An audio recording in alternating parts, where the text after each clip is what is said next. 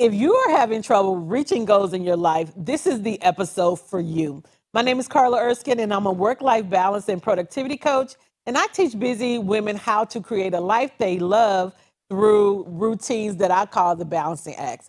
So check out this episode and get all the tips you need to create a life you love that is both bossy and balanced.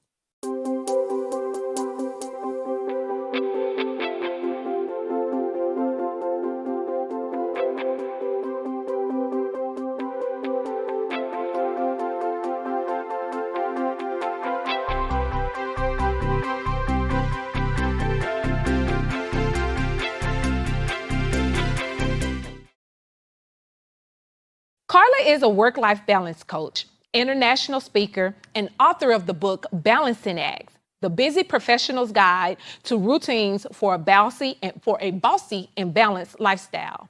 She helps women create sustainable routines that improve their focus, productivity, and well-being without burnout. So take this moment and welcome with me one of my dear friends, Miss Carla Erskin. So Carla, Yeah. we're in this. You've created this book. And I want to talk about it. I want to talk about it a little bit in some of the, because it's a great book and it's full of information and it's full of layouts and structures. Yeah. Tell me a little bit about the book before we start, before we dive more into it, and then we also start taking some questions for the audience. But tell me kind of the structure of the book, how you came up with what you came up with, decided the information that you wanted to put in, and the way that you have it laid out, because you have it laid out in different sections. Tell me about it, So girl. the book is based on the concept called the balancing acts. The Did you wanna balancing hold it? acts. Okay. Sure. So I feel like I'm on QVC. The balancing acts is a set of routines, daily routines that are designed to help you take your dreams and your goals and put them into action. And so what I did, again, I studied what the experts say that will move the needle when it comes to structuring your day in a way that's productive without burning out. And so once I started studying these routines and looking for commonalities, I started to piece together, and it was different iterations. First, there was 6, and then I realized some were more habit-based because there is a marked difference between habits and routines. Okay. And so We're going to talk about that here in just a minute. Okay. And so I wanted to be focused on routines because I believe, again, that structure is going to be what moves the needle for most people. And so I was able to boil it down to 4 key structures, routines that will help you put those things, those goals into action and get to the things you want. So the book is designed where each of the 4 balancing acts has a section, and we open it up with kind of a case study, and then we go into these mini lessons. And so each lesson is designed to stand alone, and basically it gives you a short reading and then action steps and reflection questions. And so it's not to be read like all at once, like you sit down and read it. No, you read one of the lessons, you put that into practice, and then once you master that, you move on to the next lesson. At the beginning of the book, of course, we have all of the pre-stuff to kind of get you ready, understanding the system and how it works. And so, again, it's very lesson-based because that's what I do. So, And what a lot of people do not know about you, and we're going to step back just a little bit. You have an education background.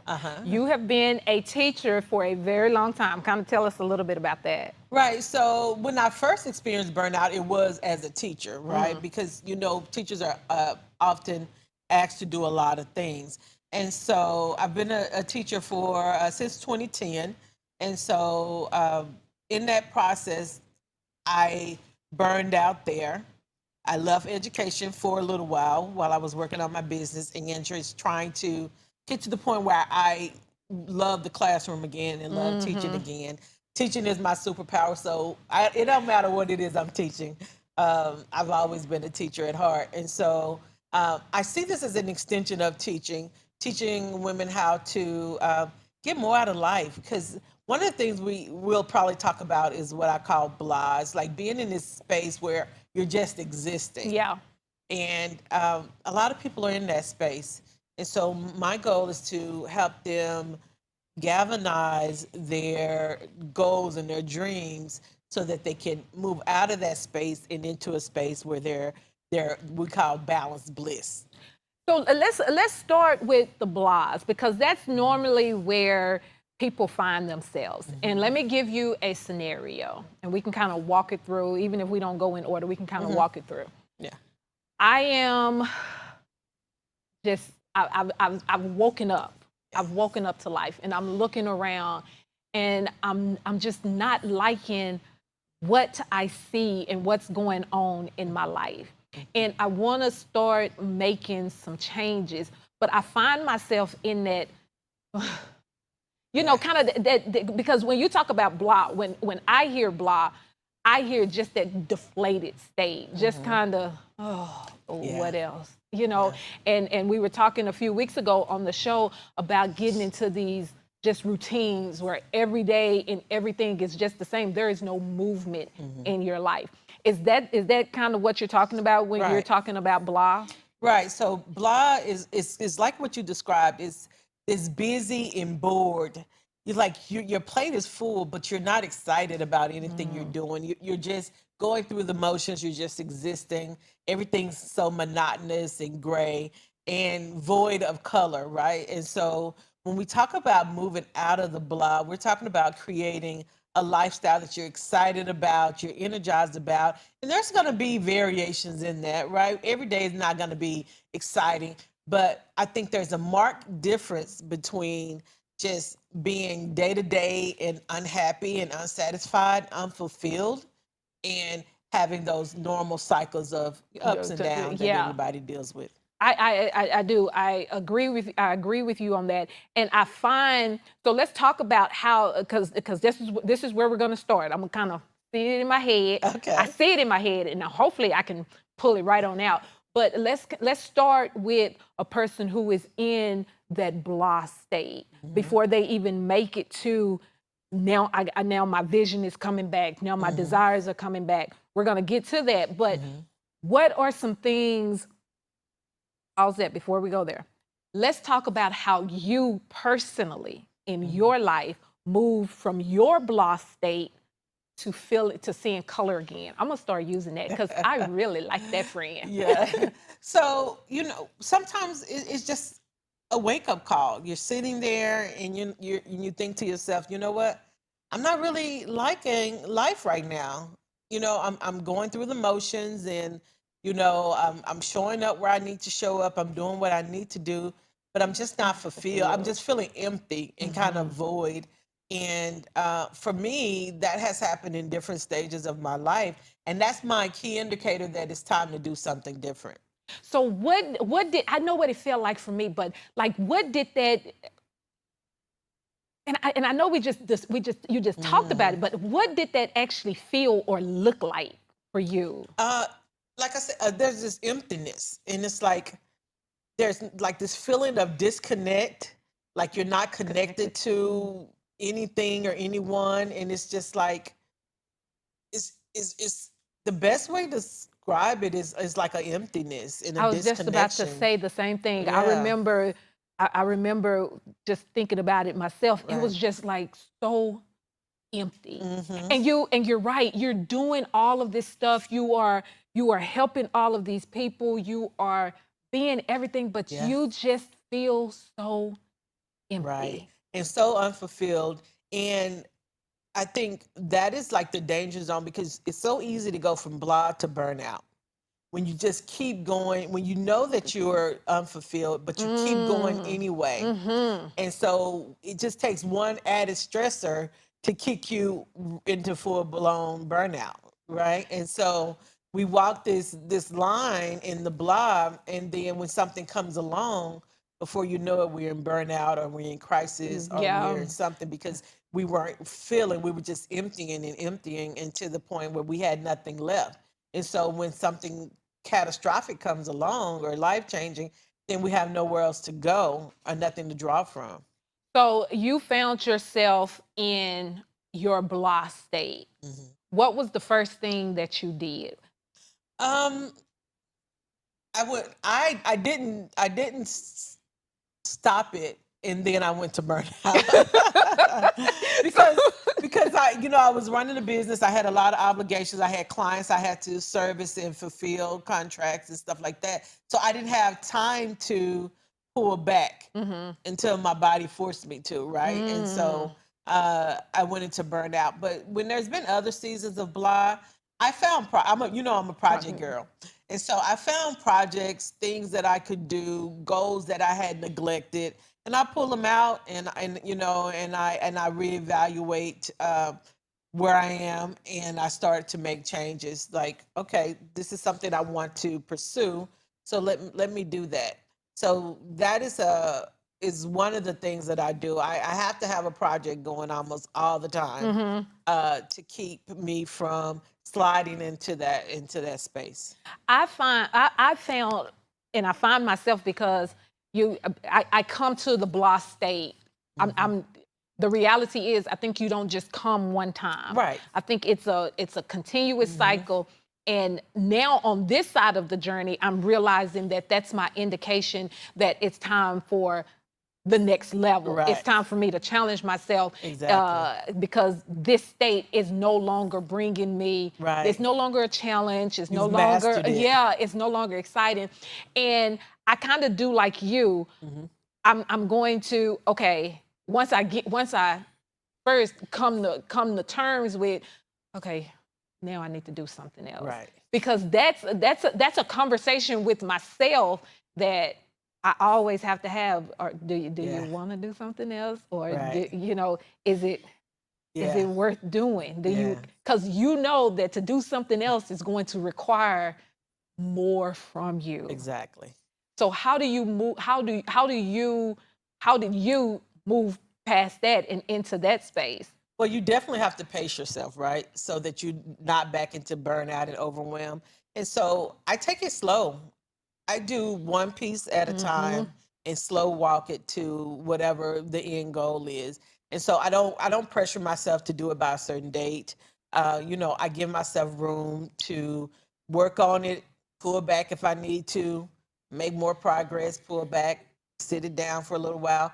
And so I'm always in that kind of constant state. Like I have things I want to do with Bossy, and I'm like, okay, so let me look at the calendar. Where can I fit this in so that I'm not overwhelming myself? And you would be surprised at how much you can get done with those small little steps. A lot of people, if they can't do it all at once, they don't approach it. And I'm like, no, I'm gonna keep moving little by little until I get there. And then and that's kind of where I wanna go there next.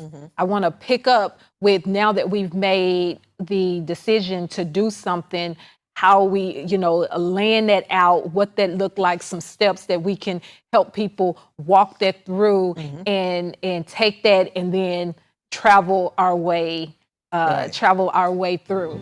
Join us for season 3 of NexLevel Conversations, where we are having conversations to inspire, uplift, and encourage you on your journey forward.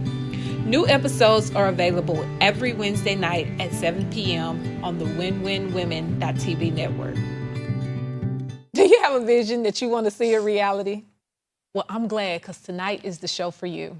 Tonight, I'm joined by Carla Erskin, the productivity coach, who is going to be teaching us how to take that dream and the steps necessary to make it real. So, Carla, we were talking about we've moved from the blah, and we're now, like you said, we've pulled out some goals. Yeah. We're ready for that next level. And yes, I am going to keep the next level. Shout out. But okay, so I have my dream and I have my desire, and I want to use you and the writing of your book to do this. You have this, you've now re-sparked this interest, because when you decided to write Balancing Act, when you decided to write Balancing Acts, I'm gonna get a copy of your book here in just a second. That book has been in your heart for a very long time that we've been doing a lot of things that set on. But during this process, the book came back alive and came back into reality. Let's talk about that before we jump into all the things that you did to make that book a reality. Okay. So surprisingly enough, the motivation, well, I always knew to be a thought leader that this was going to be part of the process, writing the book. And so I just didn't know what the approach would be for the book and how I wanted to approach it. I had many starts, many intro chapters. A lot of them I sent to you. I was like, I don't know who I want to target. It was always going to be about productivity, first of all, but I didn't know what angle. There's so many ways you can approach the subject. And so at my 49th birthday, I decided that for my 50th, I was going to have a book signing. And so I remember that conversation. So I had to nail it down, like, this is the approach, this is the audience. And of course, me being a teacher, I wanted to lay it out as a book with lessons. And so once I had that, the framework, the content, the concept, then it was just a matter of plugging in the different parts. And well, okay, and you make it sound so easy. Oh. Okay, and I want to get into the parts that were not always easy, and the places where people find themselves. I have this goal, I have this dream. I mean, I have it, and I'm so passionate about it because and it's so beautiful. Oh, it's so beautiful. Okay, this is your book. Go pick up your copy today of Balancing Eggs. But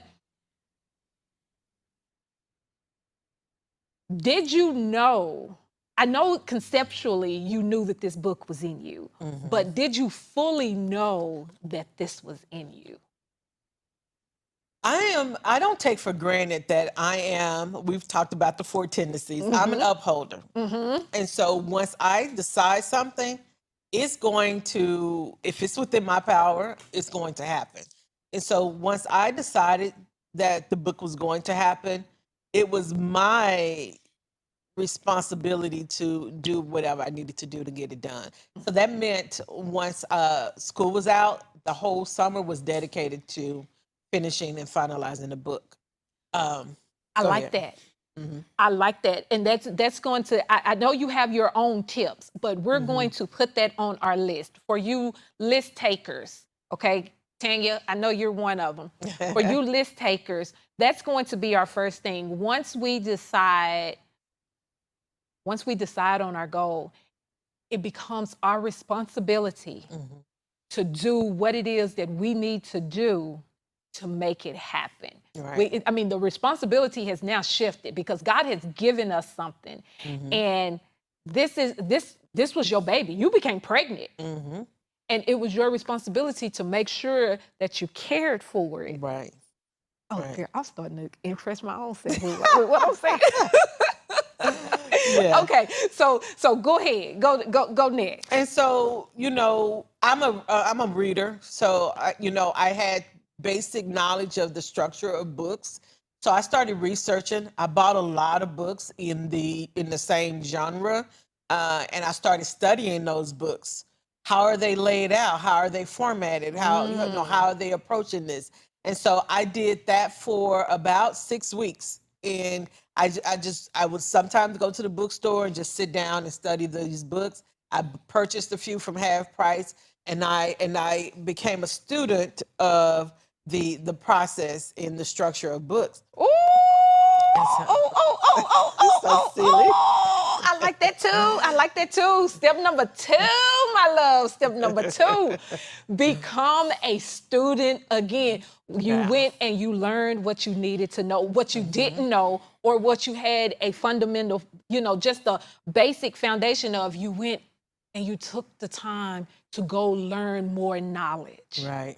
And we're walking through this because we are walking through your process to bring this book out of your heart, to give birth to what God put in you. And this is this is for everything in every space in our life. Right. I was going to say that I do that with almost everything. Have you always done that?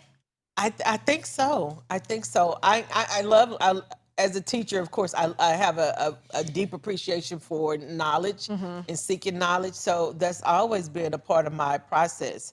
And once I have the structure, like I was talking to my students, they were struggling writing essays. And so I laid out a basic structure for them. Once I have the structure, I can operate within that structure all day long. You tell me this is how to do it. This is the structure. This is the container. I can then figure it out. And so that's what I did with the So book. what do you do? How do you help people who struggle with that? Let's say you got somebody who struggle with understanding structure, because all of us learn different Right. ways. And as a teacher, you have been exposed to a lot of different children who learn with different learning patterns. Right. How do you help with that? If I do the same thing, I lay out the structure for them. So one of the things I tell my students day one, this class is gonna be boring because it's gonna be routine. We're gonna have a structure. We're gonna do the same 90% of the days. We're gonna do the same thing. This is the structure, and this is where we're gonna operate within so that you're successful. And so once I if they're struggling with the structure, my clients come to me and we may have a one-on-one session where I look at their lifestyle, their goals, what they want to accomplish, and then we build out a structure for them.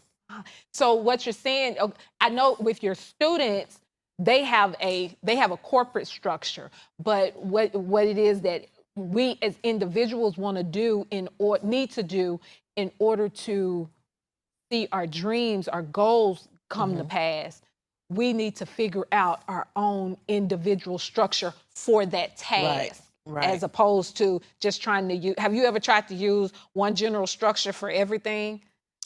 I can't say. I think I have multiple structures, I agree. but I don't know when we're going to get into the balancing act. But the balancing act really is a set of structures, a set of routines. We getting there. And so I'm big on operating within structure, because structure is, people see it as Confinement. confinement. I see it as freedom. I do too. Because once you have the structure, I know what's going to happen when. Then all the extra, it's my playground, right? You just get to going. Exactly. I can do that. I can do that. Exactly, because now you have this container, and it's a personal boundary. To me, structure is, it's a personal boundary, because if not, then whatever is on fire is going to get your attention. Oh, Carla, that's good. That's good. Our last show, we were talking with Liz Gabriel, and she was talking about how to avoid these attractive distractions.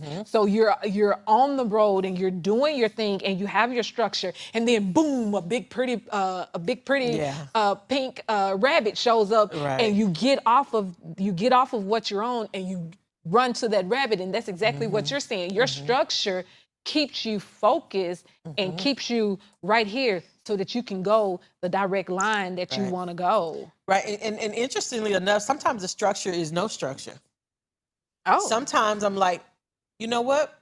I'm unplugging from any requirements, and I'm going to allow my nervous system to kind of relax and settle.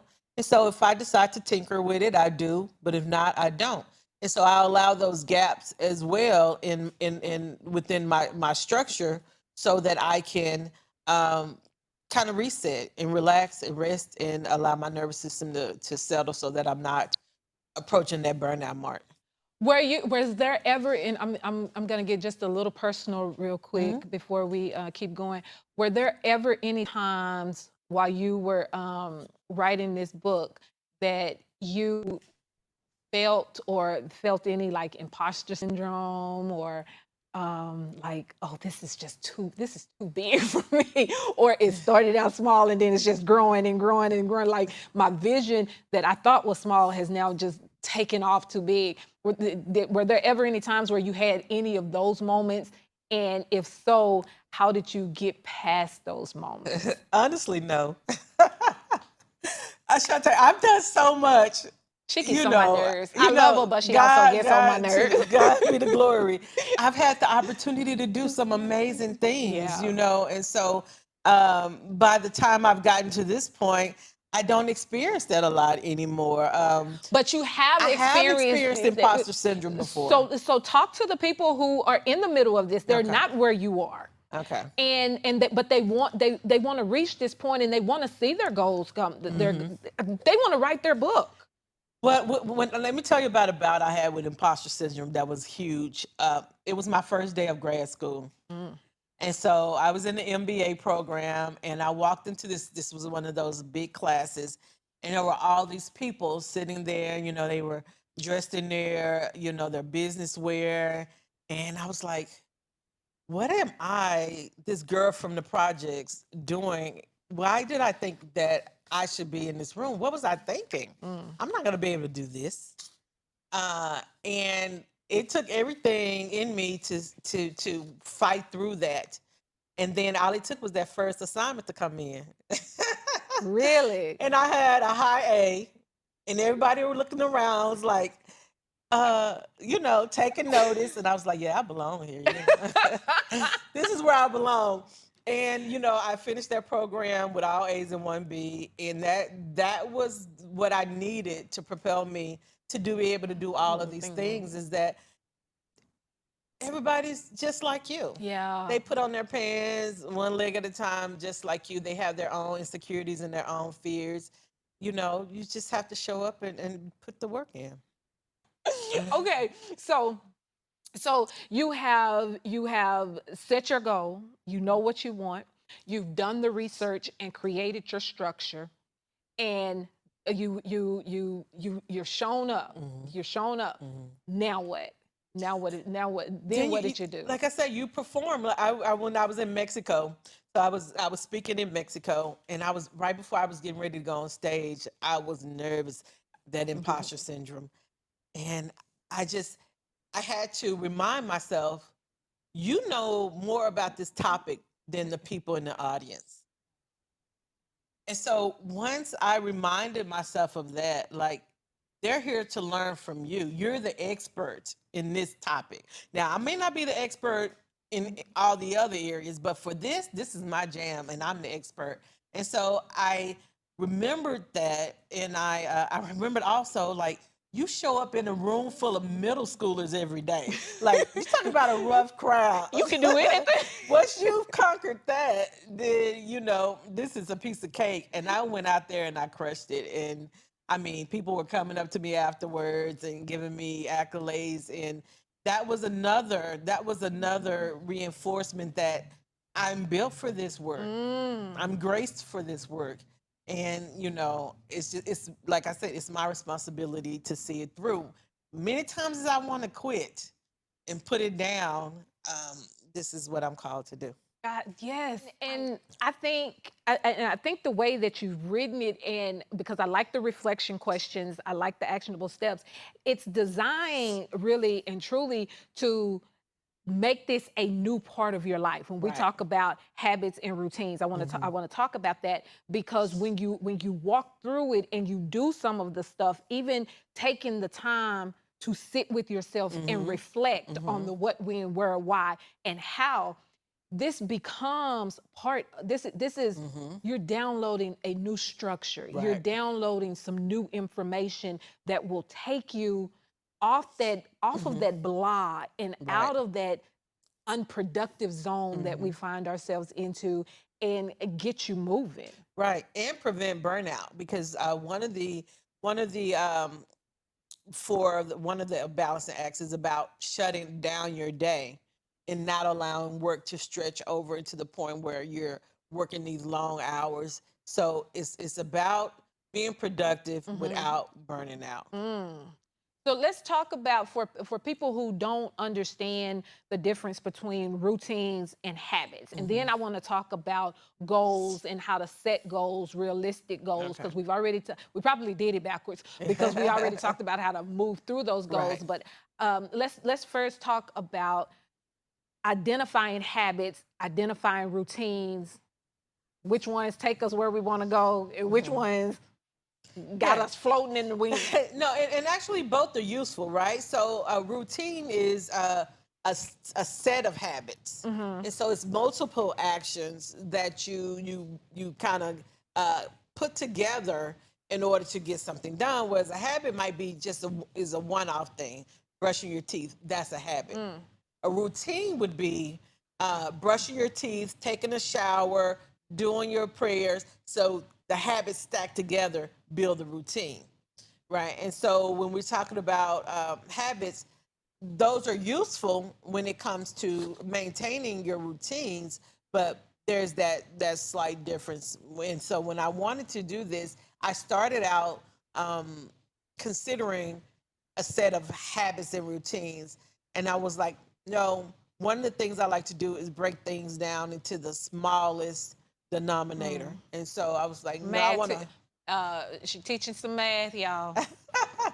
And so I wanted to get it down to the essence of what was going to really serve people I've worked with, because I've worked with hundreds of women, and there's some things that I've noticed over time that are common, and I wanted to create these around those solutions. Okay. I like that. I really do. I like that. What are some habits that you had or that you realized about yourself during this process of writing that you that were not serving you, and you had to let those go so that you can get into so that you can see your vision come to life? Social media, of course, can be a big distraction. And so sometimes I would find myself just like scrolling, and then you know me, if it's something to be said, then I'm gonna say it. And so I'm into these conversations, with these people, and I'm like, look at me. And then I have to remind myself that I've set aside this time. And for me, sometimes it requires kind of like just kind of being like, a lot of writers do this where they go off and they may, get a cabin or get a hotel room, and they kind of isolate themselves. And so I had to like kind of create that atmosphere on most days where it's like nothing on my calendar for today, because today is a writing day and I need to focus on that. So just those kind of things. Did you have, okay, so those are your habits. Did you have some routines that you had to readjust as well? Yeah. So I am not a morning person. I'm a night owl. No, you are not. And so I had to create, and people probably, I don't know if I've ever mentioned this. I got Lola to force me out of the bed in mornings when I could lay there. Lola is her dog. Lola is my dog. And so I know Lola has to go out. And so that forces me out. If not, I could lay there scrolling on social media for hours. And so Lola forces me up and out. And once I'm going, I've taken her out, then I can go into my morning routine. And so there's things I've implemented in my life that I know I needed, where I see I have a weakness, to compensate for that. And that was going to be one of my other questions, because I wanted to, as we get ready to shift, I wanted to talk about your environment and boundaries and accountability, the way that you set that up. Before we go there, I want to take this opportunity to open up our conversation to our audience. If you have any questions that you would like to ask Miss Carla Erskin, she is here, especially if you have picked up the book. If you picked up the book, drop it in the comments and let us know you got your balancing acts going on. But I want to take this time to open up the conversation to our audience. You can drop questions that you may have in the chat. Our team is monitoring it, and I will get those questions answered by Carla while we have her here today. Hi, my name is Ashley Cherio, licensed clinical social worker, and I am the owner of Seeds of Healing Health and Wellness. It is an online telehealth therapy service that works with couples, young adults, adults and adolescents to be able to foster a healthy mental health in their day-to-day life. If you're struggling with anxiety, depression, life transitions, setting boundaries and relationship dynamics, you please don't hesitate to reach out to me at my website, www.sohhaw.com, or you can email me at Ashley, ASHLEY, at SOH, and I'm looking forward to hearing from you and seeing how we both can work together in your mental health journey.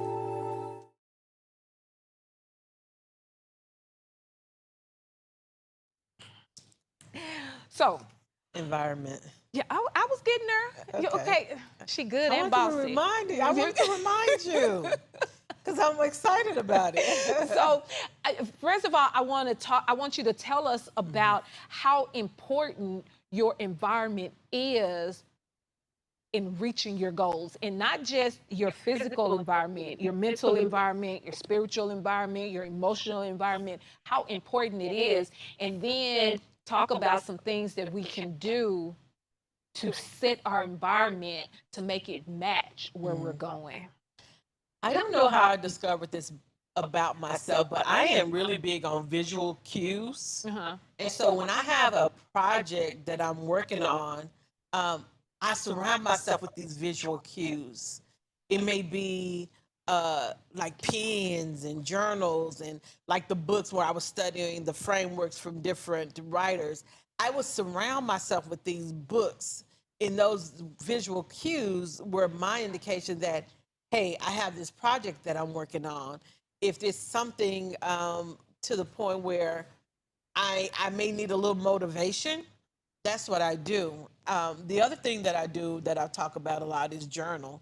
And so when we talk about spiritual motivation, for me, I journal out my prayers, I journal out affirmations, all of those things to keep me going because I am intrinsically motivated. So I generate my own motivation.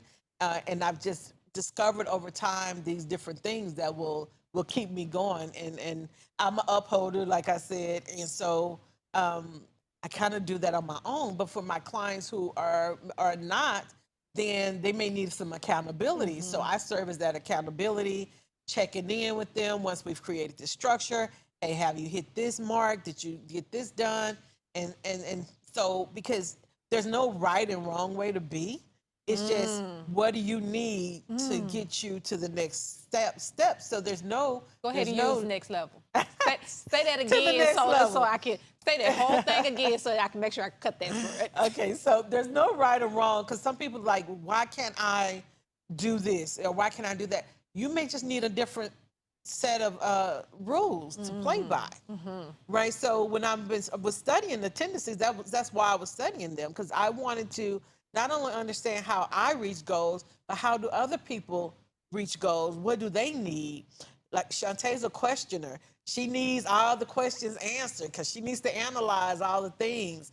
When people are obligers, they need accountability. They need somebody, motivating and pushing them and, getting them to show up. And so just understanding these different archetypes, I'm able to serve and help my clients in a different way because I can now create a solution that's tailored for them and still implement the balancing acts framework.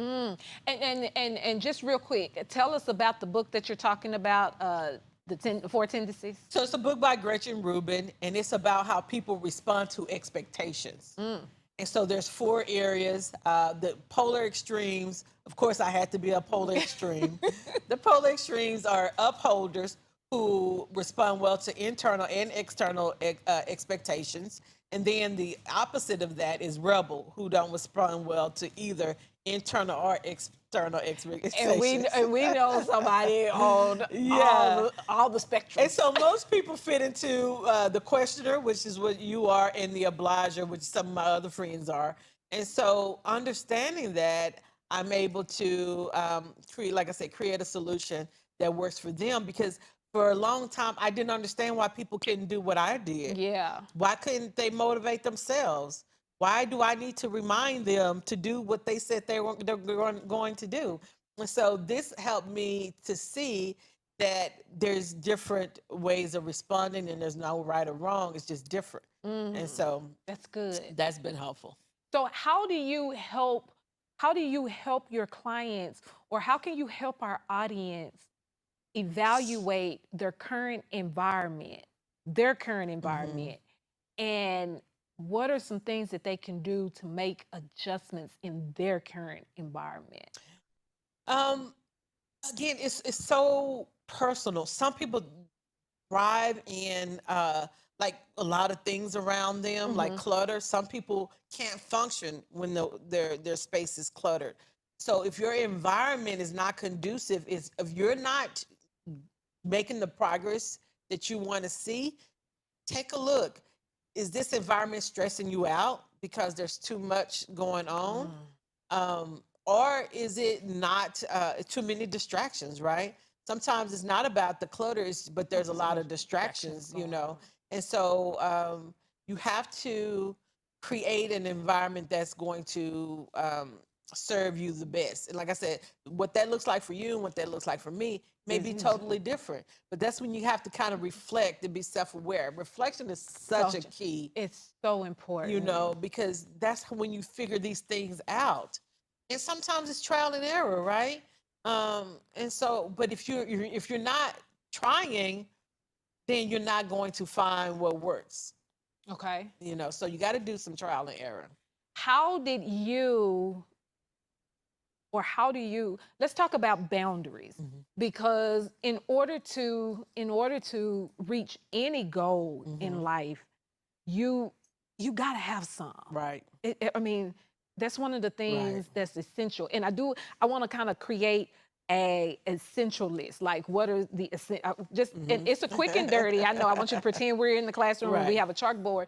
But before we start talking about our essential list, let's talk about boundaries and setting them, and how you set boundaries, or if you had to set boundaries in your life so that you can birth this and bring this all the way to life. Right. So I do a lot of reading and research in personal development. And so early on in this process of starting a business, because I started in 2016, that required a lot of sacrifice of time. And so I wasn't able to always be where people wanted me to be. And so I had to confront myself with that and say, when at the end of the day, when you look at your life, what is going to be the legacy you want to leave for yourself? And so once I was able to align with that, with what God had given me, then I could make those decisions, those tough decisions to say no and to not show up all the time, and find other ways to support when I couldn't be there physically. So I think that's so beautiful and it's so real. What in setting, I want to just repeat back what you just said. In determining boundaries for yourself, you have to be the deciding factor of who you want to be, what you want to get accomplished, what legacy you want to leave, and set the things in place. Identify where you're being overstretched, overworked, and all that different type of stuff.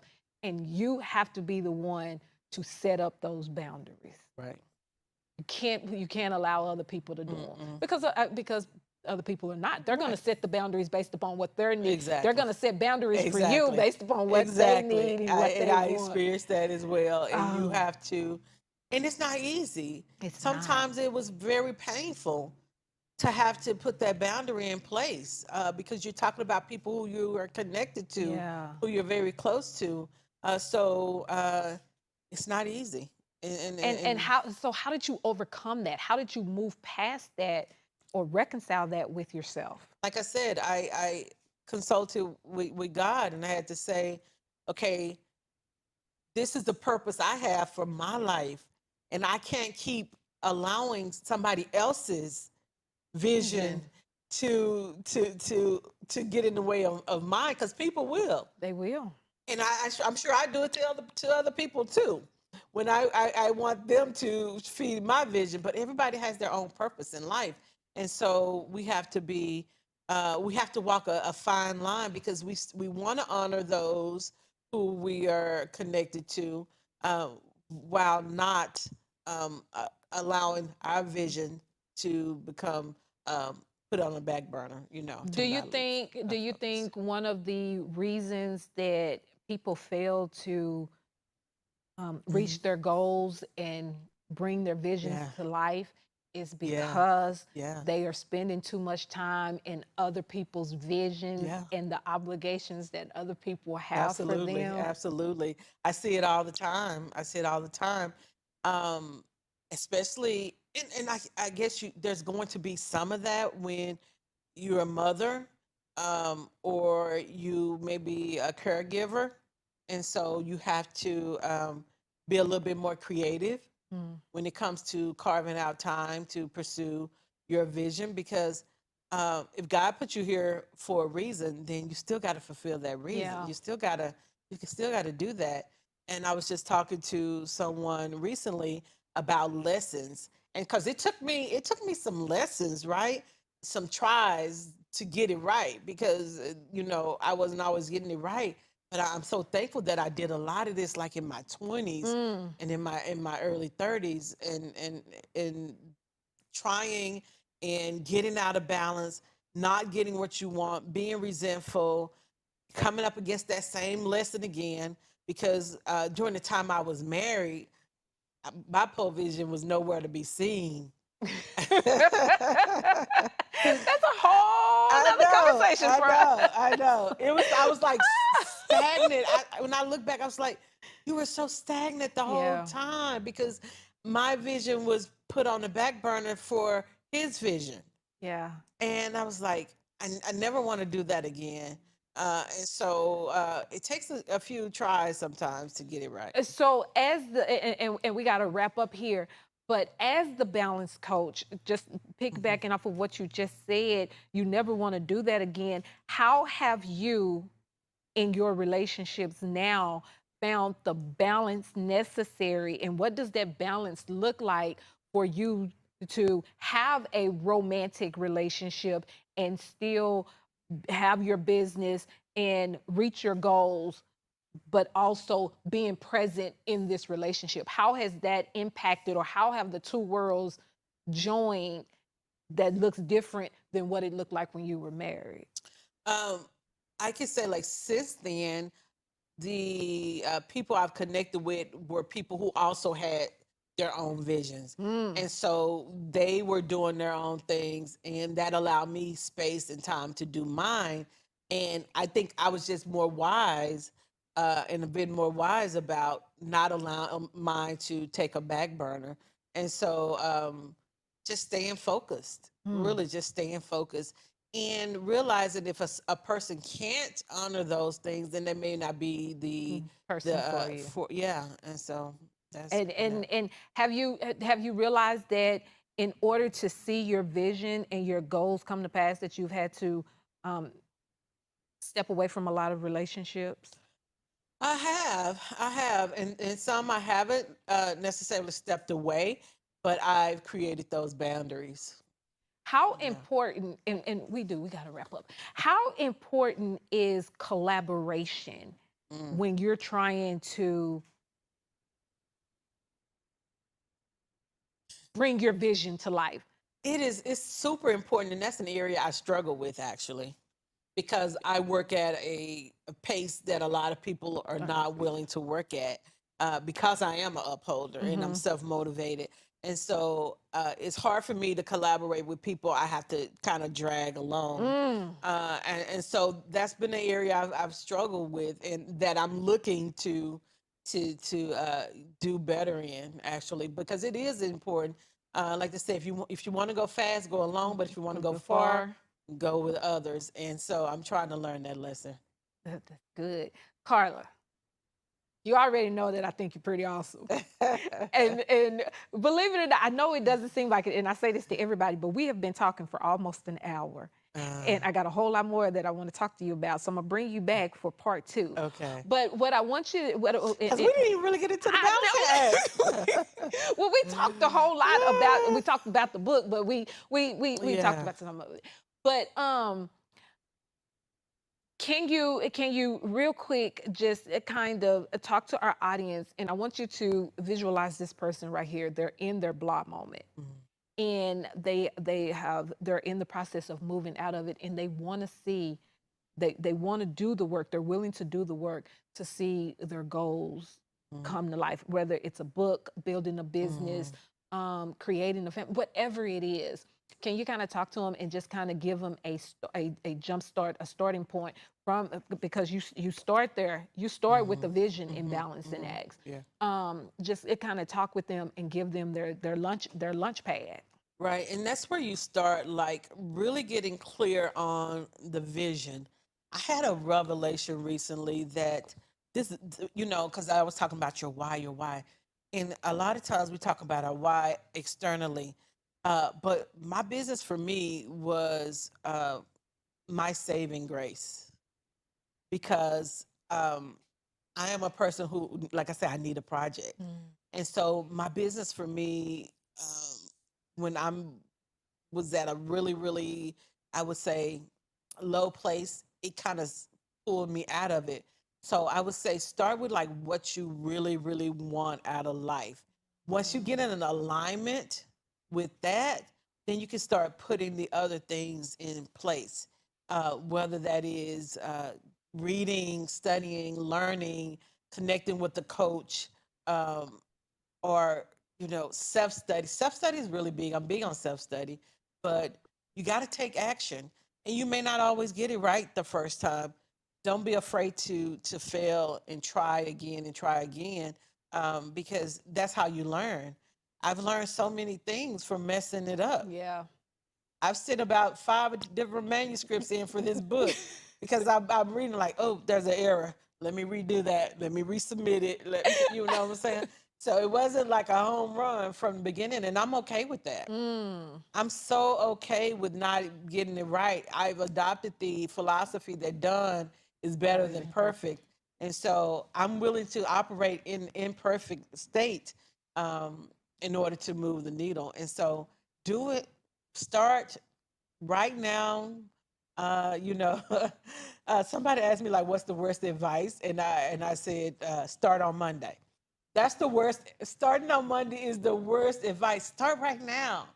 Start right now, and just, whether it's some research, whether it's scribbling down your ideas, whether it's watching some videos on YouTube, like, start right now. Don't wait till Monday. And you know what? I've started saying that the second God gives me something, and when I say, "Oh, I'm gonna start this tomorrow," or I'm a stop eating this next week," Yeah. I changed my mind I'm in gonna the start exact. Sunday this week.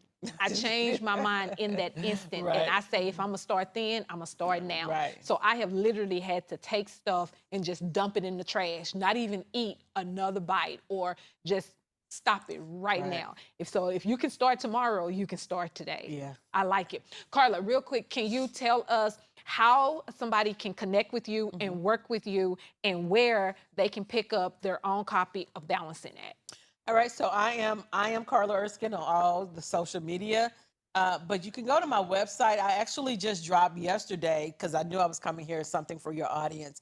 So you can go to my website, www.bossingly.com, and there's a email course that I just put out about focus. So if you're struggling with focus and so you can't get it done, sign up for this course. It's a 3-day email course, and I'm going to walk you through one of the balancing acts, the Focus 48 one, and in this 3-day course. And then I'm going to tell you how we can work together.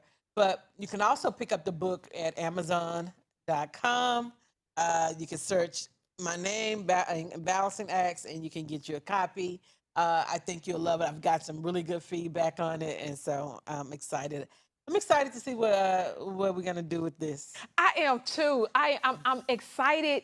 I'm so proud of you. Thank you. Because this was not easy to do. No. And you designed the whole thing. I did. I'm so proud of you. Carla, I want to thank you so much for joining us on tonight, coming back and talking with us and feeding our soul. I thank you for the list. I thank you for being so open and so honest. Absolutely. And I just appreciate you so much. Yes. To our audience, I want to thank you for joining us on tonight.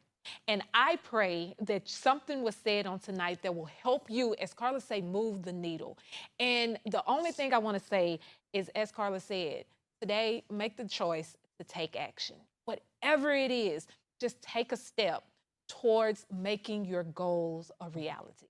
Until next week, I love you and go be blessed.